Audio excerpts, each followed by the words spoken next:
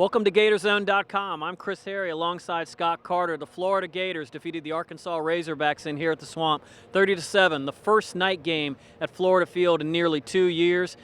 Tyler Murphy came out, had another game. It's his third game, but who would know that after watching this guy chuck the ball around, had one of his better performances. The Gators win, improved to 3-0, keep pace with the Georgia Bulldogs in the race for the SEC East. Yeah, I mean, especially with Murphy, he saved the day against Tennessee, basically won his first road start at Kentucky last week.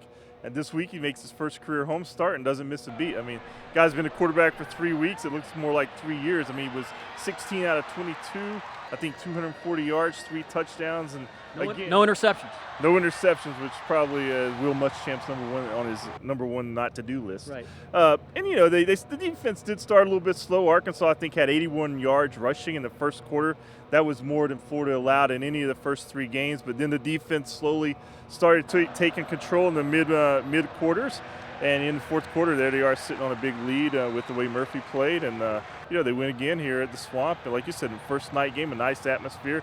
Nice way to reintroduce fans to a night game here. Like Scott said, 81 yards rushing for Arkansas in the first quarter alone, 30 yards rushing in the 3 quarters after that. I think the Gators needed a big defensive play to maybe ignite them a little bit and ignite this crowd, and certainly Luchez Purifoy gave it to him. Yeah, he did. A big interception return, 42 yards for a touchdown, put the Gators up, and got this crowd certainly riled up. And, I was most amazed, as good as Luchez Purifoy is, and has been for a couple years. That was his first career interception. Teams just haven't thrown his way much in his career, and when they do, there's always danger of what he did tonight. He picks it off, goes 42 yards, and really provided a jump start that the Gators actually needed at that point in the game. Well, one didn't get a whole lot from the Florida rushing attack, unlike last week when Matt Jones had 176 yards in the win at Kentucky. But again, let's go back to Tyler Murphy a little bit, just making good decisions. A couple of those touchdowns to Solomon Patton, flushed out, kind of set himself, made the play downfield, found Patton. Patton did a great job coming back to the ball and making something happen with yards after the catch. Yeah, Patton had a great game. Obviously, he's kind of turned into maybe the go-to receiver the Gators were talked about going into the season. And we just got through talking to Tyler Murphy in there, and one thing he said, he's always, no matter where he was in high school or even as a little youth football guy, he's always been able to make plays running and throwing the ball. And I mean, that looks to me like the strength of his game at this point. Whenever he gets out of that pocket, he just looks very, very smooth, makes great decisions in the passing game on the run. And, Arkansas's defense found that out the hard way tonight. We're going to wrap up this game. We do got to address the kicking issue because the punting hasn't been very good. Had a field goal block tonight. An extra point was missed at the end of the game.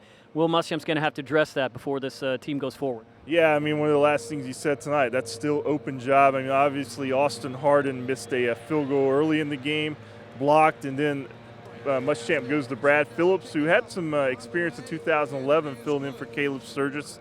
But, tonight he missed an extra point near the end of the game and got that glare from Muschamp. So, that job's going to be open. And Kyle Christie, we just haven't seen maybe the Kyle Christie we've seen last year. He did have a couple of good kicks tonight to pin him down on fair catches. He also had a 16-yarder.